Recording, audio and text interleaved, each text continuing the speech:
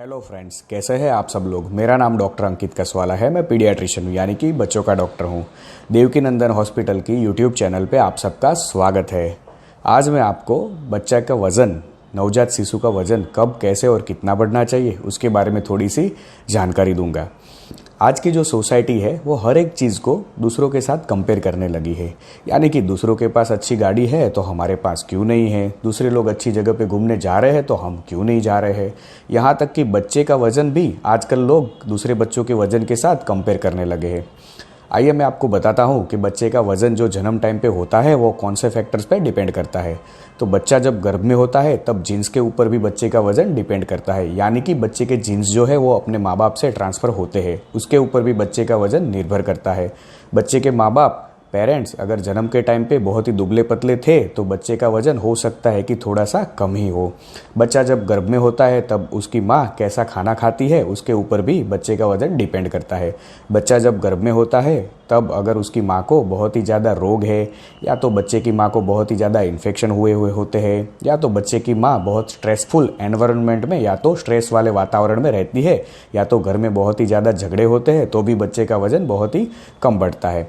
पैदा होने के बाद बच्चे का वज़न बढ़ेगा कि नहीं या तो कितना बढ़ेगा उसका आइडिया हमको बच्चे के डाइट से पता चलता है।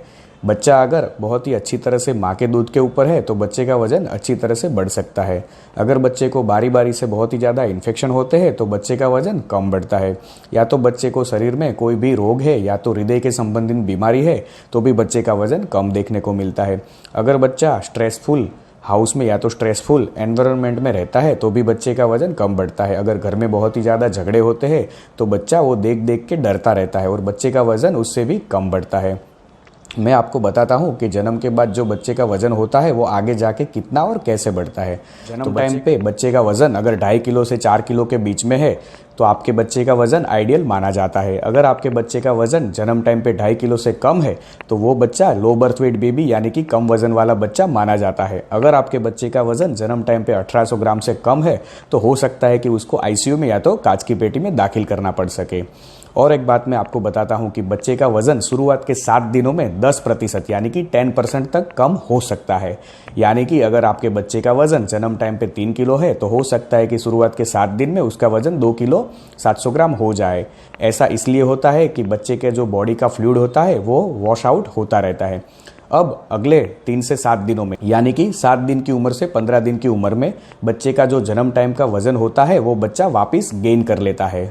आगे जाके बच्चे का वज़न 5 महीने में जन्म के टाइम पे जो वज़न रहता है उससे डबल हो जाता है।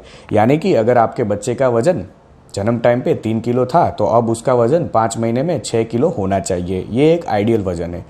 अगर आपके बच्चे का वज़न जन्म टाइम के वज़न से दुगना 5 महीने में नहीं होता है तो वो थोड़ा कम वज़न वाला बच्चा है, ऐसा माना जाता है। यानी कि बच्चे का वज़न जन्म टाइम के बाद 5 महीने तक हर महीने में 700 से 800 ग्राम तक बढ़ता है। आगे जाके बच्चे का वज़न 1 साल की उम्र में जन्म टाइम पे जो बच्चे का वज़न होता है उससे 3 गुना हो जाता है। यानी कि अगर आपके बच्चे का वज़न जन्म टाइम पे 3 किलो था तो अगर अब आपके बच्चे का वज़न 1 साल में 9 किलो के आसपास होना चाहिए।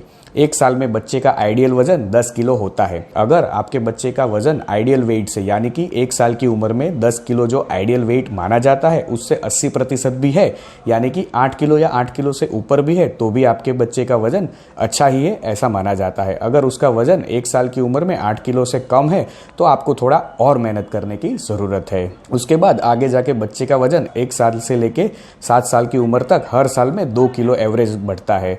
इसका मतलब है कि 7 साल का बच्चा जब हो जाता है तब उसका वज़न 22 किलो तक होना चाहिए।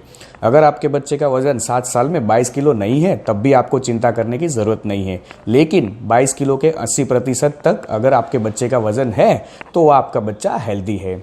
इसके बाद बच्चे का वज़न 7 साल की उम्र से 12 साल की उम्र तक हर साल में 3 से 4 किलो बढ़ता है। यानी कि बच्चे का वज़न 12 साल में 40 किलो के आसपास पहुंचना चाहिए। इसके बाद मैं आपको बताता हूँ कि बच्चे का वज़न जन्म टाइम के वज़न के बाद कैसे और कितना बढ़ता है। उसका आधार, उसकी निर्भरता बच्चे को कौन सा दूध दिया जाता है उसके ऊपर भी रहता है। बच्चा अगर माँ के दूध के ऊपर है तब भी उसका वज़न अच्छा ही बढ़ता है।